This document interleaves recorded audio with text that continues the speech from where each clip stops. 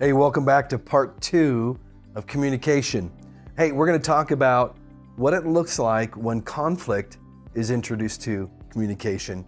And then we're going to close today with giving you a simple way that we can all work on having better, more efficient communication. I look forward to you joining me.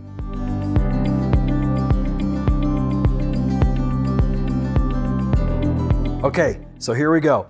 When it comes to communication, in part 1 we talked about there's 4 styles of communication: passive, passive-aggressive, and aggressive, and assertive.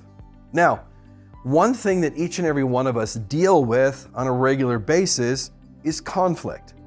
And when you introduce conflict into our communication styles, oftentimes it goes awry. We may think that we're a good, assertive communicator, but all of a sudden, what happens is we introduce conflict and things go haywire.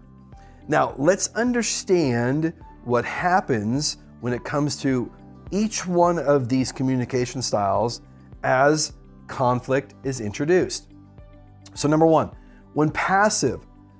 If I'm a passive communicator and conflict is introduced, I go to avoiding it. If I'm a passive communicator, I want nothing more than to keep the peace, and I'm going to avoid conflict at all costs because I believe that avoiding conflict will help me maintain the relationship, will help me stay in the comfort zone, won't push outside of it. So at all costs, I'm going to avoid it if I'm a passive communicator. Number 2, passive-aggressive. If passive-aggressive is your style of communication, guess what? I believe that when it comes to passive-aggressive communication and you introduce conflict, we see that as indirect punishment. A passive-aggressive individual, if that's your communication style, when conflict comes about, we see that very personal. We take it as a punishment. We see this as, this is bad. We spend a lot of time processing it, overthinking it, and personalizing it. As a passive-aggressive communicator, indirect punishment is how we see conflict. So let's move on to the next one. The next one is aggressive. Now, if you're aggressive or you know somebody that communicates in an aggressive communication style, guess what? They see this as, I want to win this argument. They see this as a challenge, my way or the highway. They see conflict as the opportunity to express their power, to express their way that they communicate. They don't take into account relationships. They don't take into account moving forward effectively. They only see what they see, and they want their way of communication to be the main way. Now, last but not least is the assertive communication style. Obviously, this is the one that we all want to get to. This one makes sense. This is, I want to solve it, and I want to grow the relationship through it. Now, what does that mean?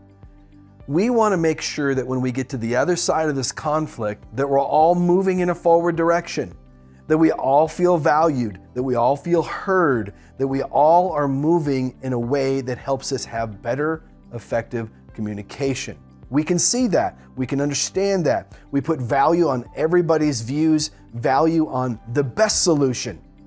Guess what? Maybe the best solution isn't my solution. The best solution when it comes to assertive communication styles is when we take everybody and put them together and say, hey, how can we move forward here? Think about that in the simplest terms. Husband and wife. When we have an assertive communication style, things are going to happen where conflict is inserted and we fail to keep the main thing the main thing. We start arguing with each other, over each other, personalizing it, and we forgot to keep the main thing the main thing. Now, when it comes to all of these styles, as we introduce conflict to them, we can begin to understand, hopefully you did your homework, and you can understand what your communication style is. You can see that when conflict is introduced, it only helps us understand more on how we communicate. Well, hopefully you have some simple awareness of your communication style and those around you and how they communicate. But you ask, how can I get better? What can I do differently so that I can be a better, more effective communicator and we can all be moving forward? Well, I have some ideas for you. Now, let me turn the page. And this is a simple process that I believe works. It works for me. It helps me stay focused. It helps me move forward.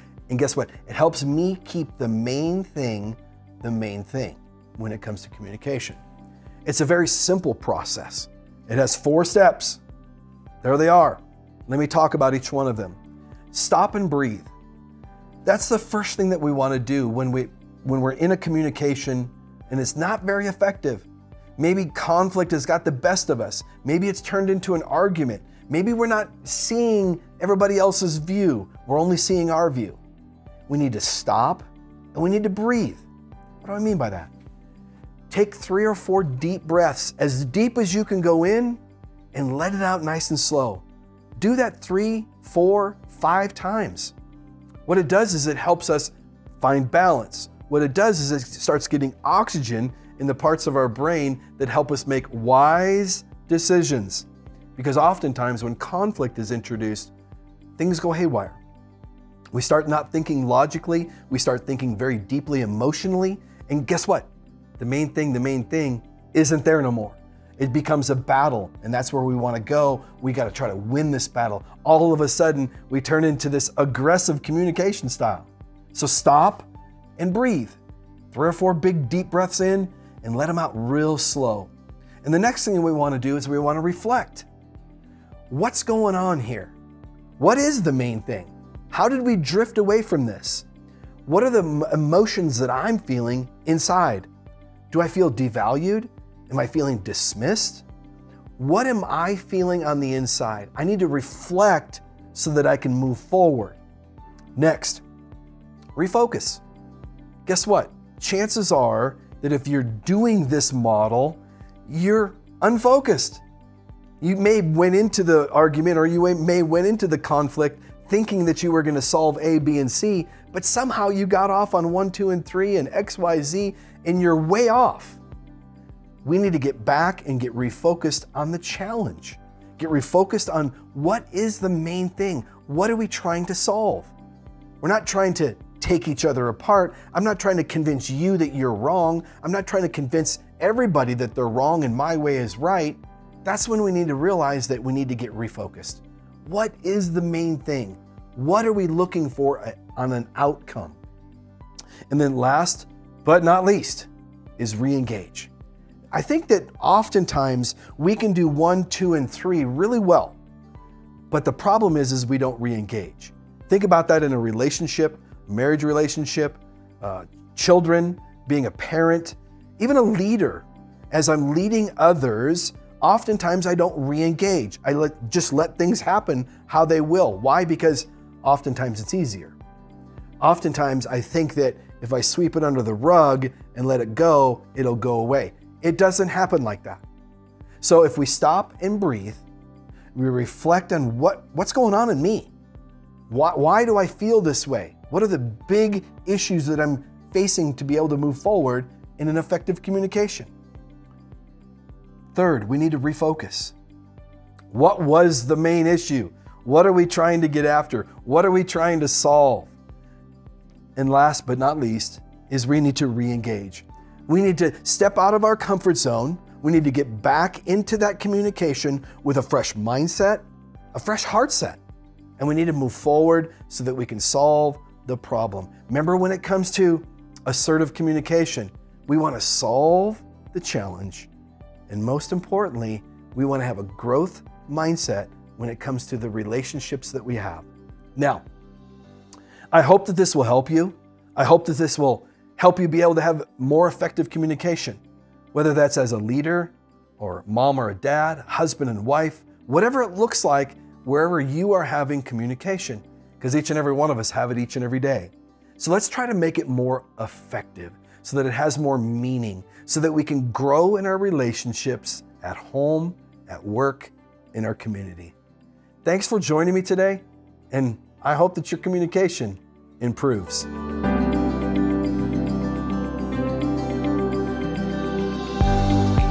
Hey, I'm really glad that you had the opportunity to take a few minutes today and join me when it comes to understanding our communication.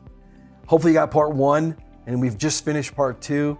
The goal is that you have more awareness of what your communication style is so that you can be a better, more effective communicator to those that you lead and those that you love. Hey, if you want more of this stuff, go to functionoflourish.com. There's stuff there. Go to our YouTube pages. There's stuff there. If you want to take this further and get some coaching sessions, hey, it tells you how to do that on the website. I just want nothing more than for you to be a great communicator.